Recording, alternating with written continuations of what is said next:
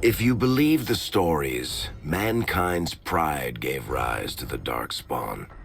Countless in number and toxic to all life, Darkspawns search endlessly for an archdemon. When they find one, Darkspawn armies surge up from their corrupt barrows beneath the ground, and a blight begins. Grey Wardens are the only warriors capable of destroying an archdemon, and history always honors the one who sacrifices all to kill the beast. In the fifth blight, the Warden was the hero of Ferelden, a mage living in the Circle Tower at Lake Calenhad. Drawn into an escape plot by another mage, the hero became snared in the Circle's dangerous politics. Duncan, a Grey Warden, helped the mage escape to a new life as a warden. Youngest child of Ferelden's powerful Terran Cousland. Betrayal saw the Cousland's ancestral castle burn, and the Terran and his wife slain.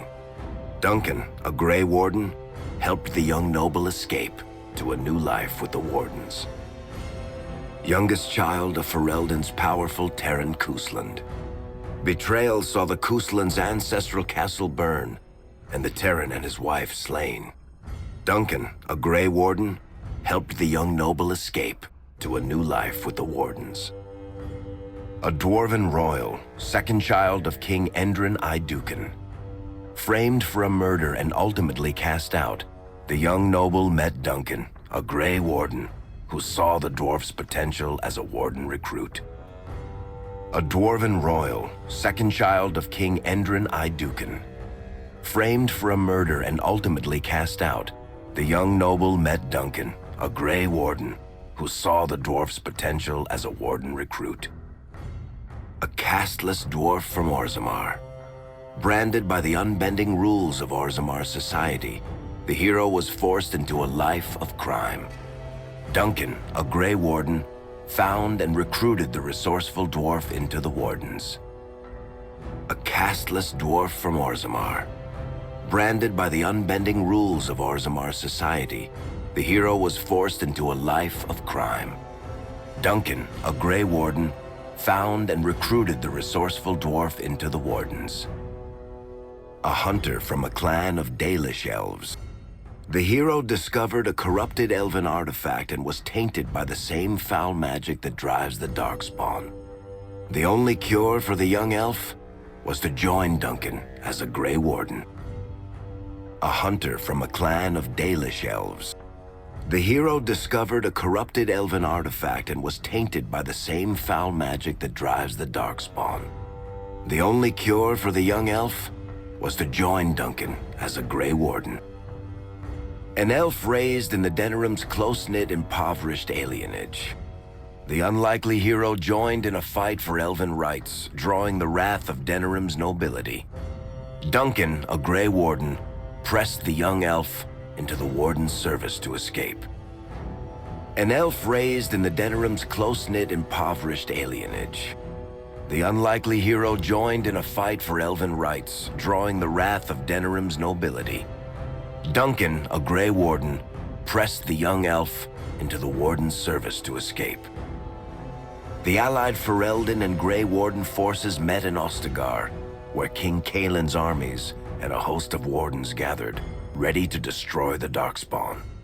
But valor turned to despair as Loghain betrayed his king. Kaelin's forces were slaughtered, and the south was lost. The hero, now a full-fledged Grey Warden, survived with the aid of Flemeth, the mysterious witch of the wilds. Joined by Flemeth's daughter, Morrigan, and a Grey Warden named Alistair, the hero set out to build an army strong enough to abolish the blight. With the traitorous Loghain now seated on Ferelden's throne, the Warden sought help from the influential Arl Eamon of Redcliffe. However, they arrived in Redcliffe to find the town under siege. As each night, undead rose in waves and assailed the battered village. With the hero's help, the people of Redcliffe stood fast against the undead horde. The hero departed Redcliffe without lending aid to its people. A devastating attack followed. The Wardens reached Arl Eamon's castle only to find the Arl lying at the edge of death, and his court fallen into madness. To save his father's life, Eamon's young son, Connor, had made a deal with a demon and quickly fallen victim to its possession. The hero intervened, freeing Connor from possession and breaking the demon's hold over Redcliffe. Connor's life was sacrificed to end the demonic threat to Redcliffe. The demon's influence over Connor was briefly broken, but the young mage succumbed again to the demon's hold. But deals with demons are never straightforward. The demon agreed only to save Eamon's life, not restore him to health. Arl Eamon needed a miracle to recover. The hero located an urn containing the sacred ashes of Andraste, which were said to cure any ailment. The urn was protected by ancient traps, tests of will, and a dragon-worshipping cult that wanted to twist the urn's power to its own ends. The urn remained pure, but mysteriously disappeared after the wardens departed. Only the temple dedicated to it still stands. The cultists encouraged the hero to profane the ashes with dragon's blood, which caused the urn and its contents to shatter. With a pinch of the ashes, the hero restored the Arl to health. Informed of Logain's treachery, Eamon swore his political and military support. The circles of Magi are bound by oath to aid the Grey Wardens in times of blight. However, Lake Calenhad's tower could offer little help. One of its mages, Uldred, had become possessed by a pride demon and was twisting other circle mages into abominations. The hero fought to the top of the tower and defeated Uldred, saving the remaining mages. Grateful for their lives, the mages joined the warden's army. The hero brought the tower under control using the right of annulment to eliminate every mage. Grateful for the help, the tower's Templars joined the warden's army. The allies gained at the circle were not the only soldiers to join the warden's forces, however. Dalish elves don't usually make alliances, but even deep hatred can be set aside in the face of oblivion. An ancient curse was destroying Ferelden's largest Dalish clans, turning the elves into werewolves. Zathrian, the clan's keeper, claimed that the cure required the heart of the great wolf, Witherfang. Years before, Zathrain himself had afflicted a group of humans with the curse that now ravaged his clan. As long as he lived, the curse endured.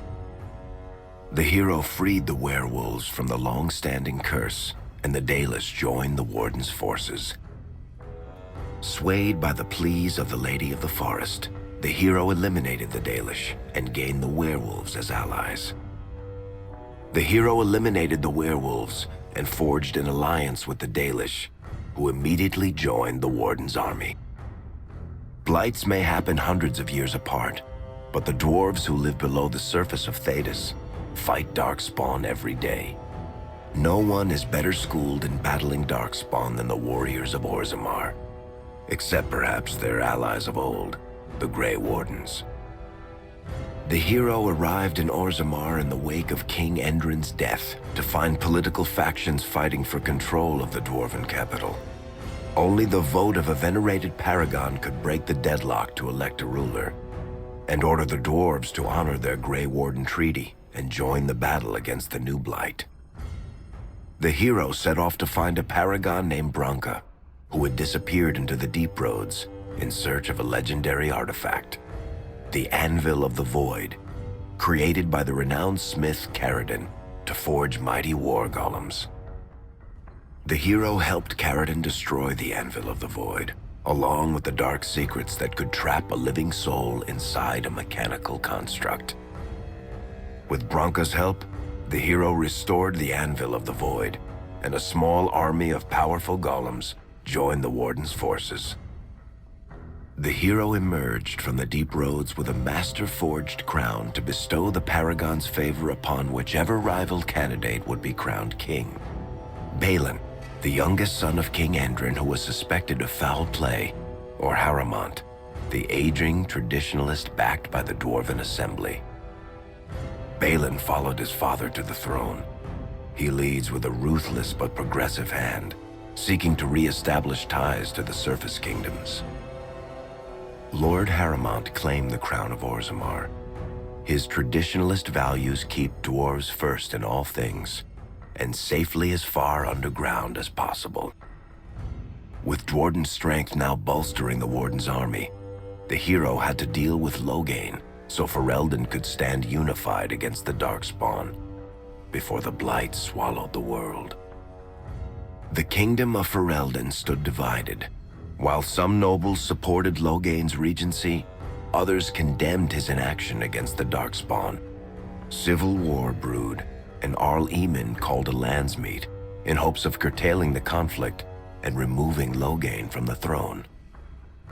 Alistair ended Loghain's life in the name of justice for the wardens who died at Ostagar. Loghain was found guilty of treason, and the hero carried out his execution in Denerim's palace. As penance, Loghain was sentenced to join the Grey Wardens and fight Darkspawn until the end of his days. As the Warden's united army massed in Redcliffe, the Darkspawn overran Denerim, laying siege to Ferelden's capital city. The hero's army fought valiantly through Denerim and broke the Darkspawn siege.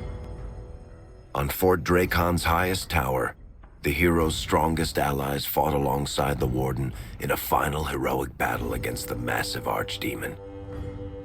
The Archdemon was killed without the sacrifice of a Grey Warden's life. The hero of Ferelden paid the ultimate price, the life of a Grey Warden given to kill the Archdemon and end the blight. Loghain found some measure of redemption as he gave his life to kill the Archdemon and end the blight. Alistair made a Grey Warden's ultimate sacrifice, giving his life to kill the Archdemon and end the blight. With no Archdemon to lead them, the Darkspawn scattered. Most fled underground, still teeming in number and always seeking a new Archdemon to awaken. The shattered kingdom of Ferelden embarked on a long journey to recovery. In the Blight's aftermath, strong leadership was crucial. Alistair, half-brother to King Cailan, became Ferelden's new king, and the line of rulers who descended from Calenhat the Great remained unbroken. Alistair, King Cailan's half-brother, and Queen Anora, Cailan's widow and daughter of Loghain, joined in a political union. Together, they ushered Ferelden into a new era. Anora MacTyr, daughter of Terran Loghain and widow of King Cailan, assumed the throne of Ferelden after the Fifth Blight was ended. Alistair, King Cailan's half-brother, became Ferelden's new king, joined in rule by the hero, daughter of one of the nation's most powerful leaders. Anora MacTyr, daughter of Loghain and widow of Cailan, married the hero, uniting two of the most powerful families in Ferelden in rule. Ferelden still stands, as obstinate and resolute as the Dog Lords ever are, but the events of the Fifth Blight loom over it as the nation rebuilds. For people across Thedas, legends of the hero of Ferelden remain the nation's brightest beacons of hope during its darkest times. It all began in Kirkwall, the fall of Knight Commander Meredith, the Qunari uprising, and of course, the Chantry's destruction and the onset of Mage Rebellion. One person always stood amidst the swirling chaos: Hawk, the champion of Kirkwall. The Hawk family fled Lothering, refugees from the Blight. Leandra, mother of the champion, and siblings Bethany and Carver hoped to find refuge at her family's estate in Kirkwall, far to the north. As a mage with a family legacy of magic on both sides, Hawk naturally became involved in the events that ultimately led to the Mage Rebellion. While Hawk had no magical abilities, the champion was at the heart of events that ultimately led to the Mage Rebellion. The Hawks escaped the Blight with the help of Aveline Valen, a warrior and family friend. It's said that the family was also aided by Flemeth, the notorious witch of the wilds. Hawk's sister Bethany, never reached the free marches. She was killed by darkspawn while defending her family. Hawk's brother, Carver, never reached the free marches. He was killed by darkspawn while protecting his family. The family's first years in Kirkwall were difficult. Leandra's brother Gamlin had lost the family fortune. The Hawks lived in poverty, forced to indenture themselves in return for entrance to the city. To pay off the debt, Hawk was forced to work for a band of mercenaries. All the while, Hawk and Carver did their best to hide Hawk's magic from the Templars. To pay off the debt, Hawk was forced to work for a band of mercenaries. All the while, Hawk and Bethany did their best to hide Bethany's magic from the Templars. To pay off the debt, Hawk was forced to work for a gang of smugglers. All the while, Hawk and Bethany did their best to hide Bethany's magic from the Templars. To pay off the debt, Hawk was forced to work for a gang of smugglers. All the while, Hawk and Carver did their best to hide Hawk's magic from the Templars. Opportunity eventually struck in the form of a dwarf named Bartrand Tethras, who was planning an expedition to the Deep Roads. It was a long shot, but with gold gained from the expedition, Hawk could free the family from its criminal creditors and further Templar scrutiny. Hawk met a rogue Grey Warden named Anders, who possessed detailed maps of the Deep Roads. These maps were crucial to the expedition's success. Once Hawk obtained them, everything else fell quickly into place. Bethany joined Hawk on the expedition. The siblings found ancient dwarven treasure and a statuette formed from a strange red lyrium. Bethany fell victim to the blight that suffuses the Deep Roads, but Anders led her to a group of Grey Wardens who were able to save her life. Bethany joined Hawk on the expedition. The siblings found ancient dwarven treasure and a statuette formed from a strange red lyrium. Tragically, Bethany fell victim to the blight that suffuses the Deep Roads and died in her siblings' arms. Afraid to lose another sibling, Hawk insisted that Bethany stay in Kirkwall rather than accompany the expedition. Hawk did find ancient dwarven treasure, but the group also stumbled upon a statuette formed from a strange red lyrium. Upon returning to the surface, Hawk found Templars taking Bethany away. Her magic had been discovered. She joined a mage circle soon after. Carver joined Hawk on the expedition. The siblings found ancient dwarven treasure and a statuette formed from a strange red lyrium. Carver fell victim to the blight that suffuses the Deep Roads, but Anders led him to a group of Grey Wardens who were able to save his life. Carver joined Hawk on the expedition. The siblings found ancient dwarven treasure and a statuette formed from a strange red lyrium. Tragically, Carver fell victim to the blight that suffuses the Deep Roads and died in his siblings' arms. Out of concern for his safety, Hawk insisted that Carver stay in Kirkwall rather than accompany the expedition. Hawk did find ancient dwarven treasure, but the group also stumbled upon a statuette formed from a strange red lyrium. Upon returning to the surface, Hawk learned that Carver had joined the Templars, pursuing his own fate instead of living in his sibling's shadow. The gold Hawk recovered from the Deep Roads brought back Leandra's stately childhood home in Hightown. The Hawks had barely settled into their new home when Leandra was murdered, a deeply sinister and twisted killing. Hawk hunted down Quentin, the blood mage responsible, but could not prevent Leandra's death. Leandra's tragic death was part of a critical problem facing Kirkwall. Rising tension between the city's mages, who felt increasingly oppressed, and Templars, who grew increasingly suspicious of their activities. Adding to the strain, a large contingent of Qunari had also established themselves in Kirkwall, much to the growing discomfort of the city's rulers. After their dreadnought was shipwrecked many years before, a group of stranded Qunari were allowed to remain in a cordoned-off area in Lowtown. As time passed, the Qunari made no effort to return home, and offered no explanation about why they remained. Tensions rose to a breaking point. Revered Mother Patrice, convinced the Qunari were a threat to the Chantry's faith, incited violence between the Qunari and the Kirkwall populace. Hawk knew that Patrice would bring about unnecessary conflict. Though the champion tried to stop her, Patrice orchestrated the murder of Seamus Dumar, a Viscount's son and a recent convert to the Qun. When her crime was discovered, a Qunari assassin killed her. Fearing trouble, Hawk supported Patrice's schemes to drive the Qunari from Kirkwall. Patrice's ultimate act was to orchestrate the murder of Viscount Dumar's son, Seamus, a recent convert to the Qun, and blame the death on the Qunari. After Seamus was murdered, the Arishok of the Qunari group lost patience with the humans of Kirkwall. They would now submit to the Qun or die. The Qunari struck hard and fast. They took the palace in Hightown and beheaded the Viscount to immediately quash any resistance. Aided by Knight Commander Meredith and First Enchanter Orsino, Hawk reached the palace and stood toe-to-toe with the fearsome Qunari leader. Hawk fought the Qunari leader.